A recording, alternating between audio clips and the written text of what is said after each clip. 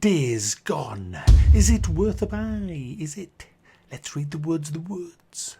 On Steam.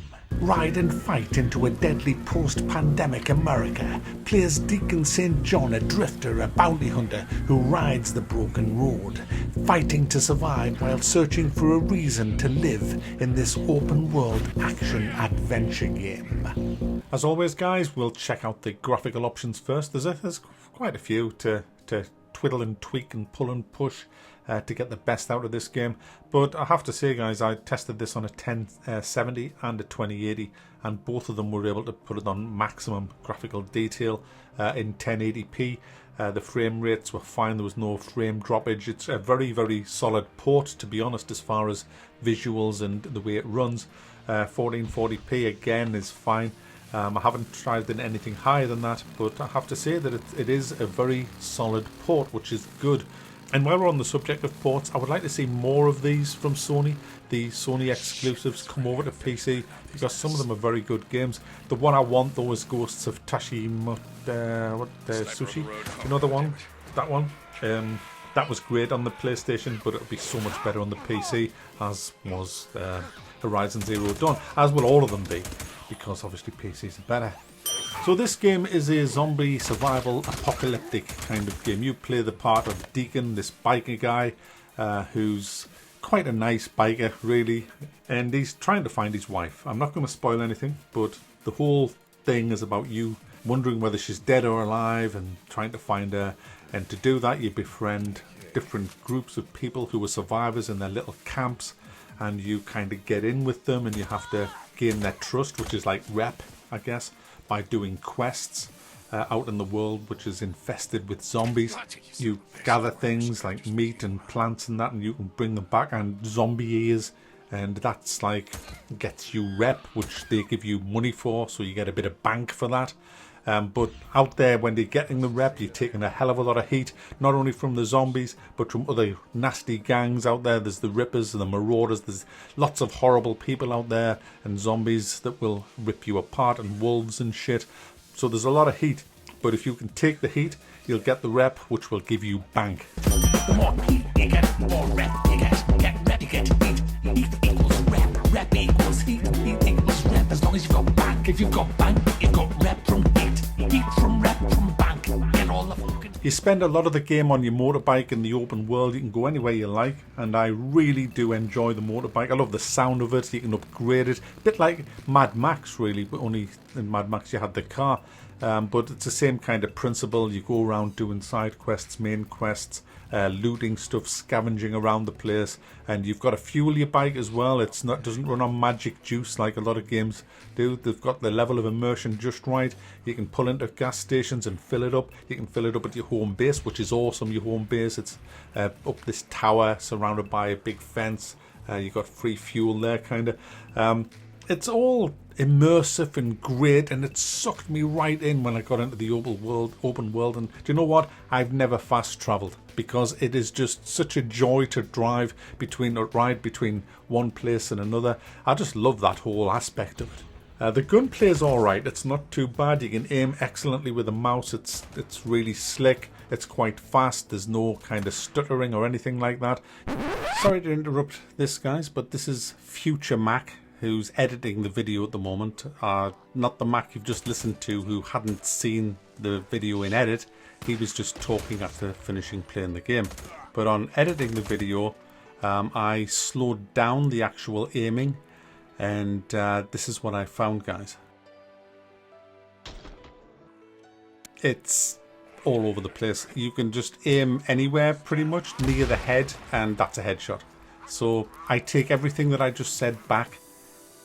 The gunplay is just that'll do kind of bullshit. The zombies themselves, they die with a couple of swings, some take a little bit more, and there's hordes of zombies, and especially at night time. There's certain key areas of the map where hordes are hanging around, and they're good fun. But one of the best things about this game is if you're fighting at night, there's loads more zombies around, and if you're in a gunfight with, say, some bad guys, that'll attract attention from zombies. Not all the time, but a lot of the time. And as you can see here, there's a gunfight going on, so I just hide in the grass, and this this horde of zombies just come in and just wipe out all the bad guys and then wander off, and I've got the base to myself. That's great. That's really good shit when that happens. Unfortunately, guys, that's about where the good stuff ends. Let's get into the bad. The game is a clunky mess, and it's so damn annoying because this is not a console game now. This is a PC game. Sony have said, hey, okay, we've done the console game. There it is. This is now for the PC. So it's now a PC game. So I'm now going to measure it as a PC game. And as a PC game, it's got problems. It's clunky as f***. Really is clunky. Your guy runs all over the place trying to get to the right point to activate something. That's awful. But the worst thing is, you can't even bind all of your keys. Certain keys are just hard bound and you can't get out of it. So you're stuck with WASD. The weapon selection wheels also terrible in this game. I hate weapon selection wheels. I mean, I've got a full keyboard. Why can't I just bind everything to a key? It just makes no sense on a PC. Fair enough on a controller, on a console, but not PC. I was just simply trying to throw a pipe bomb into this railway carriage where there was a zombie horde, and then quickly switch to an attractor, and then stick it next to a petrol truck, then blow the petrol truck up, thus killing all the horde. The problem was, when I kept selecting the attractor, it just wouldn't have it. I couldn't bind a key to select the attractor because you can only bind a key to the category that comes under, which is distractions. And then you got to cycle through them in the middle of the game, you know, while shit's attacking you, to select attractor, smoke bomb, or pebble. It's inexcusable, really, when on a PC. We should be able to bind keys to... I've got 20 keys on my mouse and a full keyboard. Why can't I just bind keys to all the different things that I have? It can't be that difficult. It's just bloody lazy programming. And another thing that really ruined this game for me. Going to a mission, 10:30 in the morning. There's the mission. I've just arrived. Cutscene. Middle of the fucking night. Hang on a second. No, it's 10:30. No, it's not. There's the proof. It's the middle of the fucking night. And this is what brings me out of the game. This is what ruins my immersion.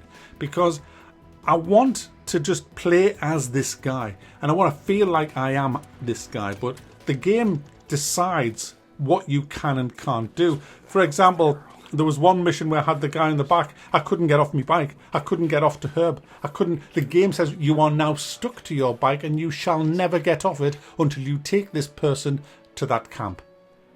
Again, I don't want that in a game. But the worst one, guys, is the stealth. And I'm going to talk about the stealth. And in fact, I'll talk about the stealth now. The stealth's garbage. Absolutely, you can see. The people are blind. Absolutely blind. I had to sneak into this camp. I had to tag a helicopter and then listen to a conversation.